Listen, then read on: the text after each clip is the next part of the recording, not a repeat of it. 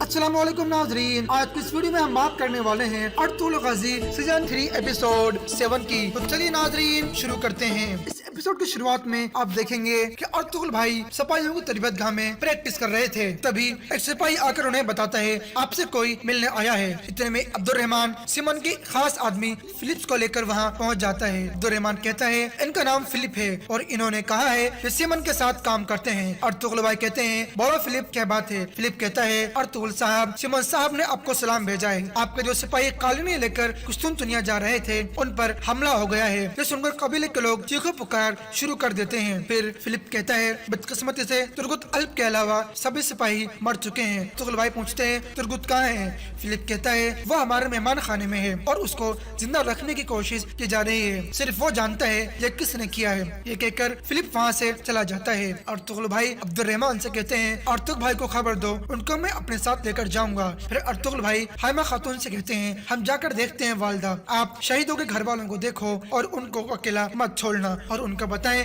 हमारे शहीदों को खून का बदला जरूर लिया जाएगा। फिर अर्तुगरुल भाई बामचू को लेकर वहाँ से चल पड़ते हैं। दूसरी जानिब जावेदर कबीले में सरदार जानदार अपने बेटे अलियार को कहते हैं तुम खुद अर्तुगरुल को दावत देने जाओगे। अलियार कहता है क्या अर्तुगरुल साहब को दावत देने से शोलों को हवा नहीं मिलेगी? बाबा आपने कहा है वो एक अक्लमंद आदमी है, अगर उसको अंदाजा हो गया मेरे भाई मुजरिम है तो क्या होगा? जानदार कहता है मैं इसीलिए उसको दावत दे रहा हूँ ताकि वो ओराल पर शक ना करे। जब वो आएगा तो हम बहुत अच्छे तरीके से उसका इस्तकबाल करेंगे और उसे कहेंगे हमने आपके लिए जानी और माली नुकसान के बारे में सुना है और हमें बहुत अफसोस है और कातिलों को पकड़ने के लिए हम आपकी मदद करने को भी तैयार हैं। फिर जानदार कहता है वरना या ओराल मर जाएगा या अर्तुगरुल, मैं किसी भी हाल में अपने बेटे को मुर्दा नहीं देखना चाहता। अलियार कहता है अगर अर्तुगरुल भाई को पता चल गया या ओराल भाई ने किया है वो इंतकाम लेना चाहेंगे। तभी जानदार कहता है तो फिर हमें अर्तुगरुल को मारना पड़ेगा। अलियार कहता है ये इतना आसान नहीं होगा बाबा, दोनों तरफ से कबीले के कई लोगों को मरना पड़ेगा। जानदार कहता है अब तुम जाओ और किसी भी कीमत पर अर्तुगरुल को यहाँ लाओ। फिर अलियार बाहर निकल जाता है। दूसरी जानिब तुर्गुत हालनी बाजार में सिमन के मेहमान खाने में मौजूद था और मारिया उसका ख्याल रख रही थी। फिर मारिया कहती है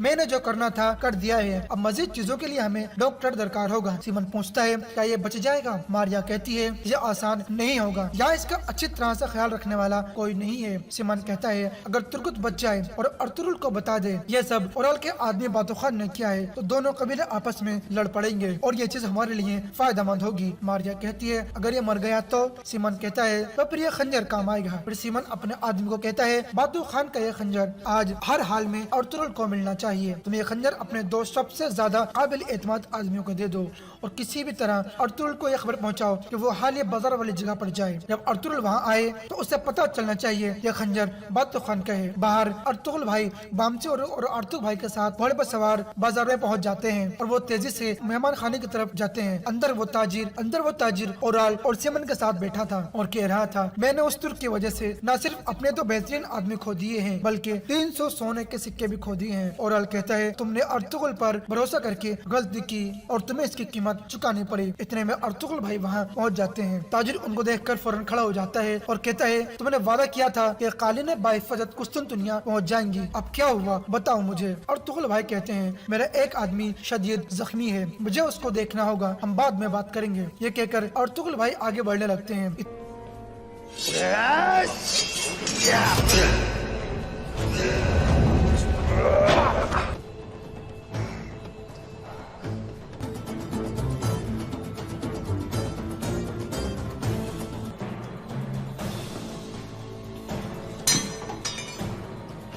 ओराल अर्तुगरुल भाई के पास आकर कहता है, अर्तुगरुल साहब जो हुआ है मुझे पता है, इस बाजार में तुम मेरे हरीफ हो, लेकिन मुझे तुम्हारे उस नुकसान पर अफसोस है। फिर सीमन आगे आकर कहता है, आप यकीन रखो मुझसे जो कुछ भी हो सका वो मैं करूंगा अर्तुगरुल साहब। अर्तुगरुल भाई कहते हैं, मैं आपका एहसान नहीं भूलूंगा जनाब सीमन। मेरा सिपाही कहाँ है? सीमन कहता है, मेरी बहन मारिया उसका ख्याल रख रही है, आप परेशान ना हो। फिलिप तुम अर्तुगरुल भाई को तुर्गुत के कमरे में ले जाओ, मैं भी थोड़ी देर तक आता हूँ। फिर अर्तुगरुल भाई फिलिप के साथ अंदर चले जाते हैं। उनके जाने के बाद ओराल हाथ आगे करके ताजिर को उठाता है और कहता है, ये कीमत है तुम्हारे चालाकी की युगाड़ो। इसके बाद वो तीनों एक मेज पर बैठ जाते हैं। दूसरे जानिब अर्तुगरुल भाई तुर्गुत के पास अंदर पहुँचते हैं और तुर्गुत के जख्मों को देखकर गमगीन और परेशान हो जाते हैं। फिर अर्तुग भाई तुर्गुत के पास आते हैं। मारिया कहती है, तलवार इनके बाजू और पीछे की तरफ लगी है, लेकिन असल जख्म पेट वाला है। किसी अहम अज़ा का नुकसान तो नहीं पहुंचा है, लेकिन खून काफी बह गया है। मैं एक नर्स भी रह चुकी हूँ, अगर आप चाहें तो मैं मदद कर सकती हूँ। अर्तुग भाई कहते हैं, ठीक है, आप मुझे सफाई के लिए कपड़ा और गर्म पानी ला दो। फिर अर्तुगरुल भाई मारिया से पूछते हैं, तुर्गुत किसे मिला था और कहाँ मिला था? मारिया कहती है कि मुझे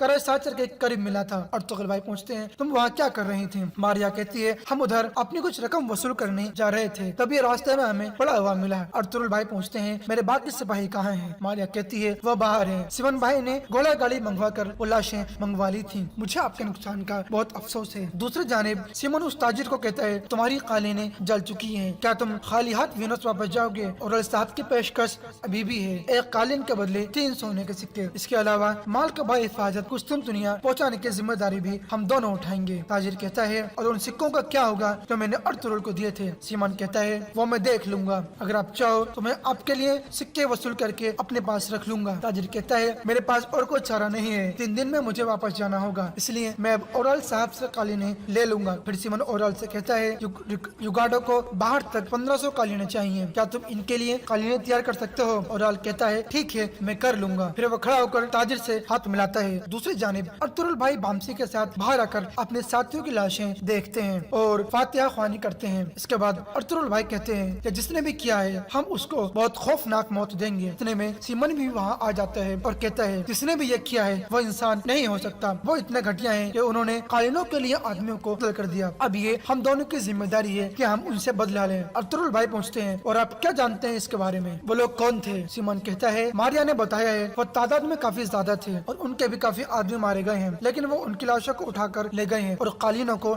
जला दिया है। अर्तुगरुल भाई कहते हैं, इसका मतलब है वो चोर नहीं थे। सीमन कहता है, हाँ, ऐसा लगता है कोई आपके खिलाफ रंजिश रखता है। अर्तुगरुल भाई सोच में पड़ जाते हैं। फिर सीमन कहता है, ओराल पर शक न करना अर्तुगरुल साहब, वो कल रात अपने कबीले में मौजूद था, इसके अलावा वो इतनी घटिया हरकत नहीं कर सकता। इतने में अलियार भी बाजार में पहुंच जाता है। साथ वाले सिपाही उसे बताता है, ये अर्तुगरुल है और इसके साथ बामसी सिपाही है और उनके साथ उनके बाजार का मालिक सीमन है। अलियार कहता है, ठीक है, अब तुम जाओ। दूसरी तरफ अर्तुग भाई तुर्गुत के जख्म को टाँके लगाकर सिल देते हैं। इतने में अर्तुगरुल भाई और बामसी वहाँ पहुँच जाते हैं। अर्तुगरुल भाई पहुँचते हैं, क्या सूरत हाल है? अर्तुग भाई कहते हैं, मारिया ने तुर्गुत का अच्छा ख्याल रखा है भाई, वरना तुर्गुत की जान भी जा सकती थी। अभी हम इसे कबीले में नहीं ले जा सकते क्योंकि इसकी हालत बहुत नाजुक है। मारिया कहती है, मैं इसका ख्याल रखूंगी अर्तुगरुल साहब। अर्तुगरुल भाई हाँ में सर हिलाते हैं तो वो तीनों बाहर निकल जाते हैं। बाहर आकर अर्तुगरुल भाई बामसी से कहते हैं, तुम तुर्गुत के पास रुक जाओ बामसी, हम किसी पर भरोसा नहीं कर सकते। अर्तुग भाई कहते हैं, अगर बाप्तिस याहिया भी इस मेहमान खान में मौजूद हुआ तो क्या होगा भाई? अर्तुगरुल भाई कहते हैं, अगर बाप्तिस याहिया सीमन है तो वो मेरे एतबार जीतने की कोशिश करेगा और हम भी ये खेल आगे बढ़ाएंगे जब तक सूरत वाज़ेह नहीं हो जाती। इतने में सीमन भी वहाँ आ जाता है। तुर्गुत भाई से कहते हैं, बामसी तुर्गुत के पास रहेगा, मैं आपकी खिदमत का बदला चुकाऊंगा। सीमन कहता है, बदला चुकाने की कोई जरूरत नहीं है, तुर्गुत अल्प मेरा और मारिया का मेहमान है और बामसी भी, आप परेशान मत हो। अर्तुगरुल भाई कहते हैं, बहुत शुक्रिया, और फिर वहाँ से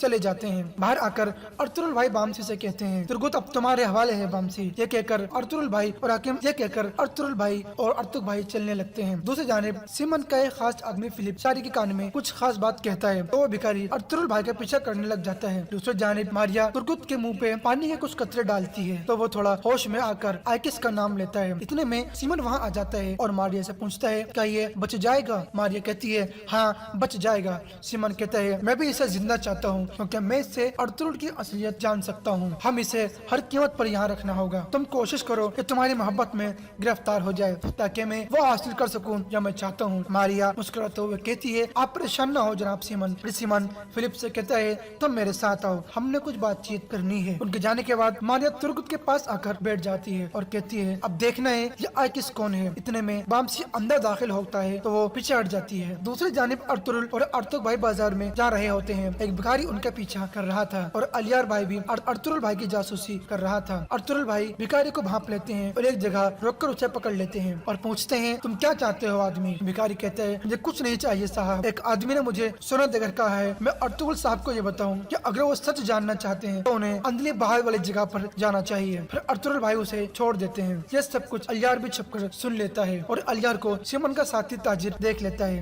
अर्तुगरुल भाई से कहते हैं, आपको किसी जाल में भेजा जा रहा है भाई? अर्तुगरुल भाई कहते हैं, वो मुझे मारना नहीं चाहते, वो चाहते हैं मैं उन लोगों का सामना करूं जिन्होंने मेरे सिपाहियों को शहीद किया है और मैं वहां जाऊंगा। दूसरी जानिब अलियार अपने घोड़े के पास पहुंचता है और अपने सिपाही से कहता है, हम अर्तुगरुल साहब को हकीकत का पता नहीं चलने दे सकते, हम दोनों कबीलों की लड़ाई आपस में नहीं चाहते। दूसरी जानिब ओराल बातू खान से पूछता है, क्या तुम्हें यकीन है तुर्गुत ने तुम्हें नहीं देखा? बातू खान कहता है, बहुत अंधेरा था और मेरा चेहरा भी ढका हुआ था, वो नहीं देख सका होगा। ओराल कहता है, हम कोई मौका नहीं देना चाहते और तुर्गुत को जिंदा नहीं रहने दे सकते, वो मेहमान खाने से जिंदा बाहर नहीं आना चाहिए। बातू खान कहता है, एक मसला हो गया है साहब, मेरा खंजर नहीं मिल रहा, मुझे लगता है हमले के दौरान कहीं गिर गया था। ये सुनकर ओराल को बहुत ज्यादा गुस्सा आ जाता है और उसे पकड़कर गिरा देता है और कहता है, अगर अर्तुगरुल का पता चल गया तो वो तुम्हें शिकार करके मार डालेगा, बेवकूफ। दूसरी तरफ घोड़ों के पास पहुंचकर अर्तुगरुल भाई अर्तुग आपसे कहते हैं, हमारे शहीदों को वापस कबीले ले जाओ अर्तुग भाई, मैं भी वापस आ जाऊंगा, अभी मैं सिपाहियों के साथ अंदली बाहर वाली जगह पर जाऊंगा। अर्तुग भाई कहते हैं, अल्लाह के हवाले भाई। फिर अर्तुगरुल भाई अपना घोड़ा पकड़कर बाहर की तरफ आते हैं तो इतने में ओराल वहाँ आ जाता है और कहता है, तुम्हारा कमांडर तुर्गुत कैसा है अर्तुगरुल साहब? अर्तुगरुल भाई कहते हैं, अल्लाह की मदद से वो बेहतर हो रहा है ओराल साहब। ओराल कहता है, ये इलाका उस जैसा नहीं है जहाँ से हम आए हैं, इस बाजार में तिजारत करना तलवार चलाने से बहुत ज्यादा मुख्तलिफ है, इस बाजार को चलाने वाले मंगोलों से भी ज्यादा खतरनाक है,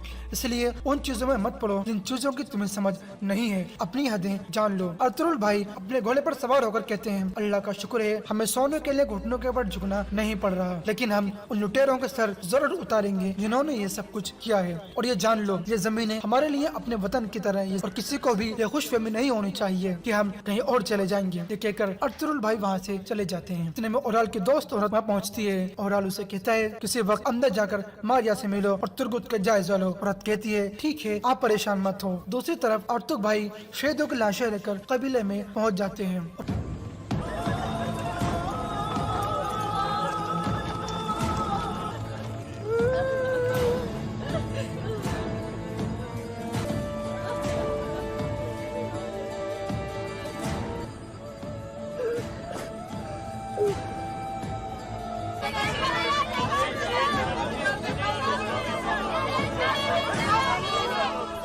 अर्तुग भाई उन्हें खामोश करा कर कहते हैं, अर्तुगरुल साहब इस वाक़े के जिम्मेदारों के पीछे लगे हुए हैं और आप सब ये जान लें कि वो खालियात वापस नहीं लौटेंगे, वो घटिया लोग बहुत जल्द अपने अंजाम को पहुंच जाएंगे। और नाजरीन इसी एपिसोड यहाँ खत्म होता है। वीडियो पसंद आने की सूरत में वीडियो को लाइक और शेयर जरूर करें। मजीद वीडियो के लिए लाजमी चैनल को सब्सक्राइब करें। अस्सलाम वालेकुम, अल्लाह हाफिज। के लिए बड़े बड़े औकाफ कायम किए, वक्फ सल्तनत के इक़्तिसाद में एक बुनियादी रुकन की हैसियत रखता था। प्रोफेसर मोहम्मद हर्ब लिखते हैं, इस्तांबुल की यूनिवर्सिटियों में इल्मी तहरीक पूरे जोबन पर थी। बतौर मिसाल सक़ुल्लाह मोहम्मद पाशा का नाम लिया जा सकता है, जो इस्तांबुल की इस मिली तहरीक पर चेकोस्लोवाकिया में मौजूद 2000 उस्मानी गांवों की आमदनी खर्च करता था। चेकोस्लोवाकिया उस्मानी सल्तनत का हिस्सा था। इसी तरह इस्तादी आफंदी जो रोमिली यानी बलकान के लश्कर के काजी थे, ने यतीम बच्चों के जहेज के लिए 2 बड़े वक्फ कायम कर रखे थे। जो बच्चियाँ शादी की उम्र को पहुँच चुकी होती थीं, इस दौलत से उनकी इज्जत के साथ रुखसती अमल में लाई जाती थी। उस्मानियों के पास बड़े बड़े औकाफ थे और उनकी तादाद बहुत ज़्यादा थी। एक और मिसाल, बाज़ औकाफ ऐसे भी थे जिनकी आमदनी से ज़रूरतमंद ख़ानदानों को माहाना तनख्वाह दी जाती थी। ये तनख्वाह अक्ल और शरफ के अलावा थी, क्योंकि बाज़ औकाफ ऐसे भी थे जो ज़रूरतमंदों के लिए मुफ्त खाने का एहतमाम करते थे। मुफ्त खाने के लिए وقف کی الگ عمارتیں تھیں جہاں پر غربا کو مفت کھانا ملتا تھا، اور تقریباً یہ عمارتیں 20,000 افراد میں روزانہ مفت کھانا تقسیم کرتی تھیں، اور اس طرح کا اہتمام تمام صوبوں میں کیا جاتا تھا۔ اسی طرح کا ایک خیراتی لنگر خانہ سلیمانیہ جامع مسجد میں بھی تھا۔ 1586 عیسوی میں اس کا کل خرچ $10 ملین سے کچھ کم تھا۔ سلاطین، امراء، وزراء کی سطح پر سلطنت کی کچھ اسی طرح کی پالیسی تھی جو ضرورت مندوں کو خوراک کی ضمانت فراہم اور مستحقین کی نگہداشت کرتی تھی، چونکہ علماء کی حیثیت ملک میں وہی ہے جو جسم میں روح کی ہے، اس لیے ان کی تعظیم کر انہیں حوصلہ دے۔ کسی دوسرے شہر میں کسی عالم کے بارے سنے تو اسے اپنے پاس بلا لے اور اس کی ضروریات کو پورا کرے۔ سلطان محمد فتح نے اپنی بڑی بڑی مساجد میں امامت و خطابت کے فرائض سر انجام دینے والے علماء و فضلاء کے وظائف مقرر کرنے کا خصوصی اہتمام فرما رکھا تھا۔ پرانی آسامیوں کو قائم رکھنے کے ساتھ ساتھ نئی آسامیاں بھی پیدا کی۔ بڑی مساجد کی اہم آسامیوں میں امام، خطیب، مؤذن اور چوکیدار خاص طور پر قابل ذکر ہیں۔ ان آسامیوں کو کینڈیڈیٹ بڑے بڑے دینی مدارس کے فارغ التحصیل فضلاء ہوتے تھے، جن کو سلاطین اور وزراء مالی امداد دے کر مضبوط کرتے تھے، اور یہ سلاطین اور وزراء اس سلسلے میں ایک دوسرے سے آگے نکلنے کی کوشش کرتے تھے۔ یہ دینی ملازمین براہ راست دارالحکومت میں متعین مفتی کے ماتحت ہوتے تھے۔ بڑے صوبوں میں فضاء العسکر فوج کے قاضی ان کی نیابت کرتے تھے، قیادت کرتے تھے۔ رہے چھوٹے صوبے تو وہاں امام ہی تمام دینی امور کی نگہداشت کرتے، بالخصوص دیہاتوں میں امام ہی تمام ذمہ داریاں پوری کرتے تھے۔ وہ مدارس جو دینی ملازمین تیار کرتے تھے، ان میں پڑھنے والے طلباء کے 3 مدارس تھے۔ ایک وہ تھے جو صوفتہ میں پڑھتے تھے، یہ سب سے چھوٹا درجہ تھا۔ دوسرا درجہ ان لوگوں کا تھا جنہیں فارغ المستحصل ہونے پر دانشوری کا لقب دیا جاتا تھا۔ تیسرے اور آخری درجے میں مدرسین آتے تھے۔ سلطان مراد ثانی کے دور میں صوفتہ کی تعداد 90,000 تھی۔ سلطان کے تمام کاموں میں ان لوگوں کے اثرات بہت نمایاں تھے۔ خبردار، تجھے مال اور دولت کی نافرمانی اور لشکر کی کثرت دھوکے میں نہ ڈال دے۔ اہل شریعت کو اپنے دروازے سے دور نہ کرنا، ایسا کام نہ کرنا جو شرعی احکام کے خلاف ہو۔ دین ہمارا مقصود ہے، ہدایت ہمارا منہج ہے، اور اسی سے ہمیں کامرانی نصیب ہوئی ہے۔ سلطان محمد فتح علیہ رحمۃ اپنے جانشین کو متنبہ کر رہا ہے کہ دولت یا لشکر کی کثرت سے دھوکہ نہ کھانا، اور اسے بتا رہا ہے کہ علماء فقہا کا حاکم سے دور ہونا کتنے بڑے خطرے کی بات ہے۔ سلطان اسے خبردار کر رہا ہے کہ شرعی احکام کی مخالفت نہ کرنا، کیونکہ شریعت کی مخالفت دنیا میں بد نصیبی اور زوال کا سبب بنتی ہے، اور آخرت میں ہلاکت اور عذاب کا۔ شریعت خداوندی سے دوری کے اثرات قوم کی زندگی کے تمام پہلوؤں، دینی، معاشرتی، سیاسی اور اقتصادی پر مرتب ہوتے ہیں۔ عثمانیوں کی قوت، عزت اور شرف و مجاہد کا راز اطاعت خداوندی میں مضمر ہے۔ انہوں نے اللہ کریم کی نازل کردہ شریعت کو نافذ کیا، راہ خدا میں جہاد کیا اور لوگوں کو دین حنیف کی طرف بلایا۔ اسی کے بدولت اللہ تعالیٰ نے انہیں رہتی دنیا تک کی عزت و عظمت عطا کر دی۔ اس لیے محمد فتح علیہ رحمۃ نے اپنے بیٹے کو وصیت کرتے ہوئے فرمایا، دین ہی ہمارا مقصود ہے، ہدایت ہمارا راستہ ہے، اسی کی بدولت ہمیں کامیابی اور کامرانی نصیب ہوئی ہے۔ اس دین کی عزت اور اہل تقویٰ و ورع کی توقیر کے لیے اقدامات کر۔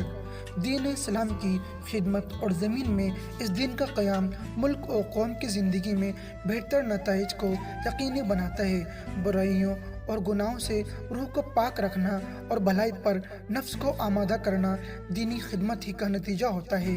اسی لیے دینی رجحان پیدا ہو جانا دینی خدمت ہی کا ثمرہ ہے۔ یہی چیز انسان کو جرم کی ارتکاب سے روکتی ہے اور محاسبہ نفس پر ابھارتی ہے۔ دین کے احکام ہر وقت انسان کے پیش نظر رہتے ہیں، اس لیے نفس میں خشیت الہی اور تقوی کی صفت پیدا ہو جاتی ہے اور وہ ہمیشہ کے لیے گناہوں سے بچ جاتا ہے۔ اسی طرح دین کی خدمت اور شریعت کی پاسداری حقوق اور احبابات میں حاکم و رعایا کی تفریق مٹا کر مساوات کو یقینی بنا دیتی ہے اور ایک اسلامی مملکت کے تمام باسی عدل و انصاف سے مستفیض ہونے لگتے ہیں۔ اس کے ساتھ ساتھ شریعت کی پابندی اور اسلامی قانون کی تنقید نزول برکت اور پے در پہ نعمتوں کے حصول کا سبب بنتی ہے، کیونکہ ایسا نہیں کہ آخرت میں بہترین جزا کا راستہ اور ہوا اور دنیا میں فلاح کا راستہ اس سے مختلف کوئی دوسرا۔ اللہ کریم نے دنیا اور آخرت دونوں کی بھلائی کے لیے ایک ہی راستہ مقرر فرمایا ہے اور وہ ہے اسلام کا راستہ۔ اسلامی احکام کی تنفیذ سے قلوب کے اندر بھی برکتیں پائی جاتی ہیں اور احساسات کے اندر بھی، اس سے زندگی میں برکتیں حاصل ہوتی ہیں اور اسی سے آخرت کی کامیابی حاصل ہوتی ہے۔ کبھی ایسا بھی ہوتا ہے کہ تھوڑی چیز میں برکت پیدا ہو جاتی ہے بشرطے کہ اس سے بہتر انداز سے فائدہ اٹھایا جائے۔ شریعت اسلامی پر عمل ہی کے نتیجے میں ایک ایسا اسلامی معاشرہ معرض وجود میں آیا جو اپنے دین اور نظریے کی حفاظت پر حریص تھا اور جس نے وہ راستہ اختیار کیا جس کا مقصد قرآن اور سنت تھے۔ قرآن اور سنت وہ مصدر ہے جس میں ایک مسلم فرد، مسلم جماعت، مسلم امہ اور مسلم سلطنت کی تعمیر و تشکیل کا مکمل سامان موجود ہے۔ قرآن اور سنت پر کاربند رہنے کی بدولت پوری قوم کے حوصلے بلند ہو گئے اور لوگ علم، تہذیب، ترقی اور آگے بڑھنے کے اسباب کو اختیار کرنے میں سرگرم عمل ہو گئے، کیونکہ یہ شریعت اپنے اندر ترقی اور آگے بڑھنے کے تمام وسائل رکھتی ہے اور ذیل معاشروں ہوا وہ کوئی ہو اور کہیں ہو کہ تہذیبی زندگی کی فنت کو دور کرنے کا سامان بھی رکھتی ہے۔ لوگ باعمل علماء کی ضرورت محسوس کرتے ہیں تاکہ وہ انہیں ان کا دین سکھائیں، ان کی اللہ تعالیٰ کے اطاعت پر تربیت کریں۔ علماء ہی وہ لوگ ہیں جو لوگوں کے سامنے اللہ تعالیٰ کے احکام اور اس کے رسول کے ارشادات کو بیان کرتے ہیں اور شریعت کی نصوصی کی اسلامی اصولوں کے مطابق تفسیر اور توضیح کرتے ہیں۔ اسی لیے ارشاد باری تعالیٰ ہے۔ ترجمہ: پس دریافت کر لو اہل علم سے اگر تم خود نہیں جانتے۔ پھر کہتے ہیں محمد فتح اپنے بیٹے سے، ملک کی دولت کو عیش و عشرت، لوح و لعب یا غیر ضروری کاموں میں خرچ مت کرنا، کیونکہ فضول خرچی ہلاکت کا سب سے بڑا سبب ہے۔ یہ وصیت سلطان محمد فتح علیہ رحمتہ کے ولی عہد کی رہنمائی کرتی ہے کہ وہ اعتدال اور اخراجات میں میانہ روی اختیار کریں۔ یہ وصیت اللہ اور اس کے رسول اللہ صلی اللہ علیہ وسلم کے حکم اعتدال اور میانہ روی کو صحیح سمجھنے کا نتیجہ ہے۔ سلطان محمد فتح علیہ رحمتہ بخوبی جانتے تھے کہ اسراف سے حاکم اور ملک کا دور رہنا بہت ضروری ہے، کیونکہ فضول خرچی میں اللہ اور اس کے رسول صلی اللہ علیہ وسلم کی نافرمانی ہے۔ پھر کہتے ہیں سلطان محمد فتح علیہ رحمتہ کا وصال اور مشرق و مغرب پر اس کے اثرات کے بارے میں اب ہم بات کریں گے۔ ربیع الاول کا مہینہ تھا 886 ہجری بمطابق 1481 ہجری عیسوی کو سلطان محمد فتح قسطنطنیہ سے ایشیا کوچیک کی طرف روانہ ہوئے، جہاں اس قدر میں ایک دوسرا بہت بڑا لشکر مکمل طور پر جنگ کے لیے تیار ہو چکا تھا۔ سلطان ابھی تک استنبول سے نہیں نکلے تھے کہ ان کی صحت خراب ہو گئی، لیکن شوق جہاد کی بدولت انہوں نے اس کی کچھ پرواہ نہ کی اور آمدہ سفر ہو گئے۔ خود ہی اپنے لشکر کی قیادت کی اور پورے حوصلے سے کام لیا۔ ان کا یہ معمول تھا کہ بیماری کی حالت میں بھی مورکہ کا کارزار میں گھس جاتے تھے اور لڑائی کی سختیوں میں بیماری سے شفا حاصل کرتے تھے، لیکن اس بار مرض بڑھ گیا اور اس قدر پہنچ کر قدم اٹھانا مشکل ہو گیا تھا۔ طبیبوں کو بلایا گیا لیکن فیصلہ ہو چکا تھا۔ علاج مال جیسے کچھ فائدہ نہ ہوا اور سلطان محمد فاتح علیہ رحمتہ اپنے لشکر درار کے درمیان بروز جمعرات 4 ربیع الاول 886 ہجری کا مطابق 3 مئی 1481 عیسوی کو وصال فرما گئے۔ ان للہ و انا الیہ راجعون۔ وصال کے وقت ان کی عمر 52 سال تھی اور 30 سال سے کچھ زیادہ عرصہ انہوں نے سلطنت عثمانیہ کی فرما روائی کی تھی۔ آپ کی وصال کی خبر جب مشرق اور مغرب میں پھیلی تو ایک خوفناک دھماکہ ہوا جس سے اسلام اور اہل اسلام تھرا گئے۔ نصرانیت کے گھروں میں گھی کے چراغ جلنے لگے اور ان کی خوشی و مسرت کی کوئی انتہا نہ رہی۔ نصرانیوں نے روڈس میں نماز شکر ادا کی کہ اس خوفناک دشمن سے نجات حاصل ہوئی۔ عثمانی سلطنت کے لشکر اٹلی کے جنوب میں پہنچ چکے تھے تاکہ پورے ملک اٹلی کو فتح کر کے دولت عثمانی کا حصہ بنایا جائے، لیکن بدقسمتی سے سلطان محمد فتح کی وفات کی خبر نے لشکر کے حوصلوں کو پست کر دیا۔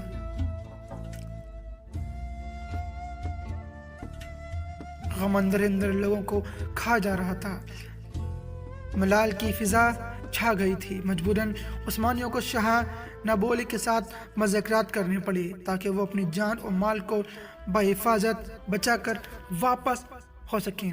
مذاکرات بظاہر کامیاب رہے لیکن نصرانیوں نے عہدہ شکنی کرتے ہوئے فوج کے باقی مادہ حصے کو گرفتار کر کے لوہے کے زنجیروں میں جکڑ دیا۔ سلطان کی وصال کی خبر جب روما پہنچی، پوپ بے حد خوش ہوا۔ اس نے کلیسائیں کھولنے کا حکم دیا۔ تمام کلیسائیوں میں نماز شکر ادا کی گئی اور کانفرنسز منعقد کی گئیں۔ راستوں اور چوراہوں کو سجایا گیا، جلوس نکالے گئے، توپوں کے گولوں کی گونج میں خوشی اور مسرت کے گیت گائے گئے اور 3 دن تک روما میں جشن اور عید کا سما رہا۔ محمد فتح علیہ رحمتہ کے وصال سے نصرانیت ایک عظیم ترین خطرے سے نجات پا گئی جو ہمیشہ ننگی تلوار کے طرح ان کے سر پر منڈلاتی رہتی تھی۔ کوئی نہیں جانتا تھا کہ سلطان محمد اپنے لشکر کی قیادت کرتے کس طرف جانے کا ارادہ رکھتے تھے۔ اس سلسلے میں لوگوں کی آرا مختلف تھی۔ کیا وہ روڈس کا ارادہ رکھتے تھے تاکہ اس جزیرے کو فتح کریں جو سلطان کے قائد مسیح پاشا کے ہاتھوں فتح نہیں ہو سکا تھا، یا وہ جنوبی اٹلی جانا چاہتے تھے تاکہ مسلم لشکر کو فتوحات کے سلسلے کو آگے بڑھایا جا سکے جو اٹلی میں ٹھہرا ہوا تھا، اور اس طرح شمالی اٹلی، فرانس اور ہسپانیہ کو فتح کیا جائے۔ یہ ایک ایسا راز ہے جو سلطان کے سینے میں مدفون ہو کر رہ گیا اور کوئی شخص اس سے آج تک آگاہ نہیں ہو سکا۔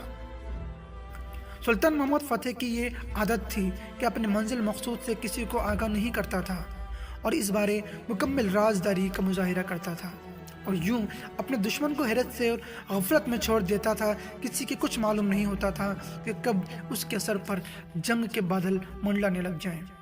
پھر اس رازداری کے بعد بہت تیزی سے اپنی جنگی حکمت عملی پر عمل پیرا ہوتا اور دشمن کو قطعاً سنبھلنے کا موقع نہیں دیتا تھا۔ ایک مرتبہ سلطان سے کسی قاضی نے پوچھ لیا کہ آپ اپنے لشکر کو لے کر کس سمت کا رخ کریں گے؟ سلطان نے جواب دیا، اگر میری داڑھی کے کسی بال کو بھی یہ معلوم ہو جائے کہ میں کس سمت بڑھنے والا ہوں تو میں اسے اکھیڑ کر آگ میں ڈال دوں گا۔ سلطان چاہتے تھے کہ اسلامی فتوحات جنوبی اٹلی سے انتہائی شمال تک پہنچ جائیں۔ وہ فرانس، اسپانیہ اور ان سے آگے کے ممالک اور اقوام اور شعوب کو ملغوب کر کے اپنی سلطنت کا حصہ بنانا چاہتے تھے، لیکن زندگی نے مہلت نہ دی۔ عالم اسلام کو سلطان کی وفات سے ناقابل تلافی نقصان پہنچا۔ پوری اسلامی دنیا درد و کرب سے کرا اٹھی، ہر طرف غم و اندھا کے گہرے بادل چھا گئے۔ پوری دنیا کے مسلمان زار و قطار رو رہے تھے کہ آج وہ سلطان ہم سے رخصت ہوا جس کے کامیابیوں نے دنیا کو وہ رہتا حیرت میں ڈال دیا تھا۔ وہ سپاہی داغ مغفرت دے گیا جس نے قرون ولی کے مسلمانوں کی یاد تازہ کر دی تھی۔ عبدالحیان بن المعد جملی اپنی کتاب میں 880 عیسوی کی واقعات کو قلمبند کرتے ہوئے لکھتے ہیں، وہ بنی عثمان کے عظیم ترین سلاطین میں سے تھے۔ وہ صاحب فضیلت و عظمت اور نہایت عظیم و جلیل القدر بادشاہ تھے۔ جنگی کارروائیاں، پیش قدمی اور سخت کوشی کے حوالے سے وہ سب بادشاہوں سے عظیم، طاقتور، ثابت قدم اور سب سے زیادہ اللہ پر بھروسہ کرنے والے فرما بردار تھے۔ انہوں نے ہی بنی اسماعیل کے ملک کی بنیاد رکھی اور ان کے لیے ایسے قوانین وراثت میں چھوڑے جو زمانے کی گردن میں خوبصورت ہار کی حیثیت رکھتے ہیں۔ بڑے اچھے اور صاف کے مالک تھے، بے مثال خوبیوں اور فضیلتوں کے حامل تھے۔ تاریخ کے صفحات پر آپ کے اثرات ہمیشہ باقی رہیں گے اور لیل و نہار اور ماہ و سال انہیں کبھی نہیں مٹا سکیں گے۔ انہوں نے وہ جنگیں لڑیں جنہوں نے صلیبیوں کی صلیبیں زیر و زیرہ کر دی اور ان کے بتوں کو پاش کر دیا۔ ان کا عظیم ترین کارنامہ قسطنطنیہ کی فتح ہے۔ خشکی پر کشتیاں چلا کر بحروبر کی طرف سے اس شہر کا محاصرہ کرنا ایک ایسا کارنامہ ہے جسے کبھی نہیں بلایا جائے گا۔ سلطان محمد فتح اپنے لشکروں اور بہادروں کو ساتھ لے کر اس شہر پر جھپٹا اور اپنے گھوڑوں اور مردان جنگ کی معیت میں آگے بڑھ کر 50 دن تک ان شہر کا سخت ترین محاصرہ کیا۔ قلعے کے اندر فاجر اور فاسق کفار پر سختی کی اور مضعفہ فوجوں پر اللہ کی تلوار بے نیام کی۔ اللہ تعالیٰ کی مضبوط ذرہ سے ملبوس فتح و کامرانی کے دروازے پر دستک دی، مسلسل حملے کرتا رہا، اس کے دروازوں پر برابر چوٹ لگاتا رہا اور حملے کرتا رہا اور اس وقت تک لڑتا اور بہادری کے جوہر دکھاتا رہا جب تک کہ اللہ کریم نے اس کی مشکلات کو حل نہیں فرما دیا۔ اس پر اللہ کریم کے فرشتوں کا نزول ہوا جو بندے سے اس کی شاہرگ سے بھی قریب ہے، اس کی حالت زار پر نظر رکھنے والا، ایسے فتح کامرانی سے نوازنے والا اور سب پر غالب ہے۔ 51 دن محاصرہ رہا اور 51 دن محاصرہ رہا اور بالآخر یہ شہر مغلوب ہو گیا۔ جس دن یہ شہر فتح ہوا منگل کا دن تھا اور جمادی الاخر کی 10ویں تاریخ اور سن 857 ہجری تھا۔ انہوں نے فتح کے بعد نصرانیوں کو سب سے بڑے گرجے میں نماز جمعہ ادا کی جس کا نام آیا صوفیہ تھا۔ یہ ایک گنبد والی عمارت تھی جس کی بلندی آسمان کو چھوتی تھی اور اس کی مضبوطی اہرام مصر کی کہانی بیان کرتی تھی، لیکن آیا صوفیہ کی عمارت بڑائی میں اہرام کی مانند تھی، پرانے پن میں نہیں۔ سلطان نے استنبول میں علم کی ایک ایسے مضبوط بنیاد ڈالی جس کے سورج کو ڈوب جانے کا اندیشہ نہیں، اور مدارس بنائے جن کی گنبد نما 8 دروازے ہیں جن سے بآسانی اندر جایا جا سکتا ہے، اور ان میں وہ نصاب مقرر کیا جو منقول و معقول ہر طرح کے علم پر مشتمل ہے۔ اللہ طلباء کے طرف سے انہیں بہترین جزا دے، انہوں نے اجر عظیم سے نوازے اور بہت بڑا ثواب عطا کرے، آمین یا رب العالمین۔ اور اس کے بعد ان کے لیے مراتب یعنی کہ رینک مقرر کیے جن سے وہ ترقی کرتے تھے اور کوشش کر کے ان لوگوں کو حاصل کر لیتے تھے، یہاں تک کہ دنیا کی سعادت کے ساتھ ساتھ دنیاوی جاؤ حشمت کے وسیلے سے سعادت عقبی بھی حاصل کر لیتے تھے۔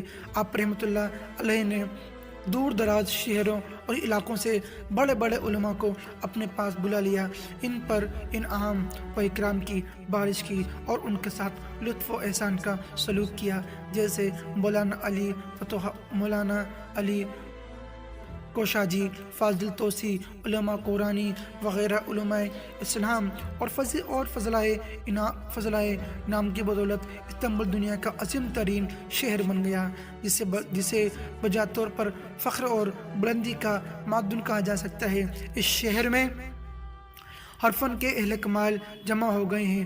آج بھی استنبول کے علماء دنیا سے اسلام کے عظیم ترین علماء میں شمار ہوتے ہیں، اور اس کے اہل حرفہ دنیا بھر میں فن کی باریکیوں سے کمال واقفیت رکھنے کی وجہ سے مشہور ہیں۔ یہاں کے ارباب دولت بڑی شہادتوں کے مالک ہیں۔ حضرت سلطان محمد فتح رحمۃ اللہ علیہ کے اہل اسلام پر جو احسانات ہیں، بالخصوص علماء پر وہ حد شمار سے باہر ہیں۔ اللہ کریم ان پر رحمت فرمائے، ان کی خطاؤں سے درگزر کرے، ان سے راضی ہو، اور مصلحین میں ان کا ذکر بلند ہوتا رہے۔ آمین ثم آمین۔